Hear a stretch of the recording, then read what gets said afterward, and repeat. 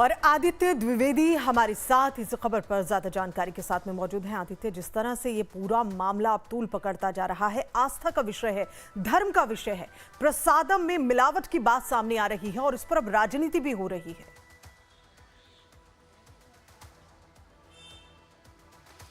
देखिए, जब कोई धर्म से जुड़ा मामला हो और उसमें राजनीतिक पार्टियां अपने बयान दे देती हैं तो तय बात है राजनीति तो होगी ही। और ऐसे में जबकि ये तिरुपति बालाजी जो कि एक बड़ा धाम है हिंदू और सनातनी आस्था का, तो उस पर अगर इस तरह की बात आती है तो तय बात है जो भक्त हैं उनको आघात भी लगा हुआ है, वो काफ़ी सदमे में भी हैं, वो काफ़ी दुखी भी हैं कि इस तरह की बात सामने आई है और इसको लेकर के अब चर्चाएँ ज़्यादा हो रही हैं, ना कि सही दिशा में काम किया जाए, जो दोषी हैं उनको पकड़ा जाए। यदि चर्बी है भगवान के भोग में तो उस पर सख्त से सख्त कार्रवाई होनी चाहिए। इस वक्त गीतांजलि हम पहुंचे हुए हैं कालीबाड़ी का जो यहाँ बालाजी ट्रस्ट, तिरुपति बालाजी ट्रस्ट का मंदिर है, उसी के द्वारा संचालित होता है। उसी मंदिर के बाहर हम खड़े हुए हैं क्योंकि अंदर शूट करने की परमिशन नहीं है, इसलिए हम बाहर खड़े हुए हैं और हमारे साथ कुछ भक्त भी हैं और सीधे हम उन्हीं से समझना चाहेंगे कि ये जो पूरा मामला अब चल रहा है, तिरुपति बालाजी के भोग में चर्बी की बात सामने आई है, इस पर आप क्या कहना चाहेंगे? श्री वेंकटेशाय नमः। गोविंदा। ये सब व्यर्थ है। ये बहुत 400 साल से भी पुरानी मंदिर है। यहाँ मंत्रोत्सव पढ़ते हुए ही प्रसाद बनाया जाता है। मैं 2 महीना पहले गई थी, वहाँ पर ये शक्कर पोंगल प्रसाद, पुलिहारा प्रसाद, लड्डू प्रसाद बहुत ही सैंटिटी के साथ बनाया जाता है और भोग चढ़ाया जाता है। वहाँ हर दिन लाखों में भक्तगण ये प्रसाद सेवन करते हैं। ये अफवाह हो सकता है लेकिन सच्चाई नहीं हो सकती है।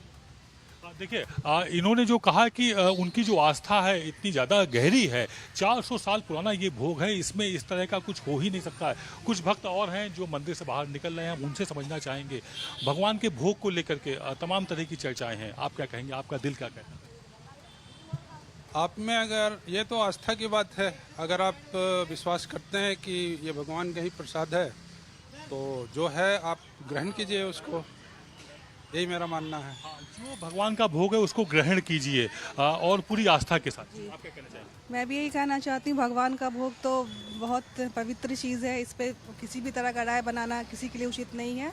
जो है आप ग्रहण करें और भगवान का आशीर्वाद प्राप्त करें, बस यही करें। भगवान का भोग ग्रहण करें और भगवान का आशीर्वाद प्राप्त करें। और यहाँ पर गीतांजलि एक बात और महत्वपूर्ण है, भक्तों की आस्था से ऐतराज नहीं है। ये तो कहा जाता है कि ईश्वर को यदि आप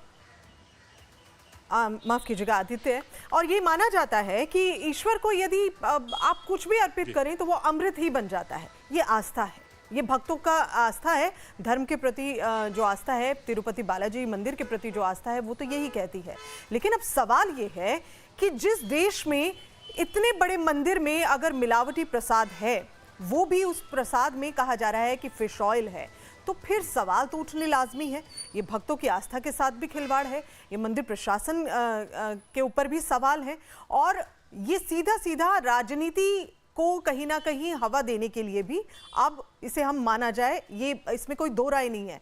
लेकिन अब चूंकि ये मामला जो है, मांग की जा रही है कि इस मामले की सीबीआई जांच होनी चाहिए, इस पूरे मामले पर राजनीति भी गर्मा रही है।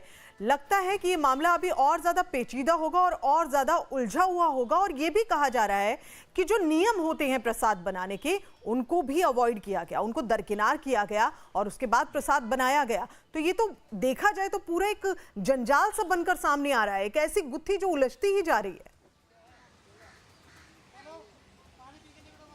बिल्कुल गीतांजलि, देखिए यहाँ पर सबसे बड़ी बात यह है कि तिरुपति बालाजी देश का सबसे ज़्यादा मतलब रकम वाला, वहाँ पर सबसे ज़्यादा पूंजी है, सबसे ज़्यादा वहाँ चढ़ावा चढ़ता है। उसके बाद भी वहाँ पर टेस्टिंग की कोई मशीन नहीं है।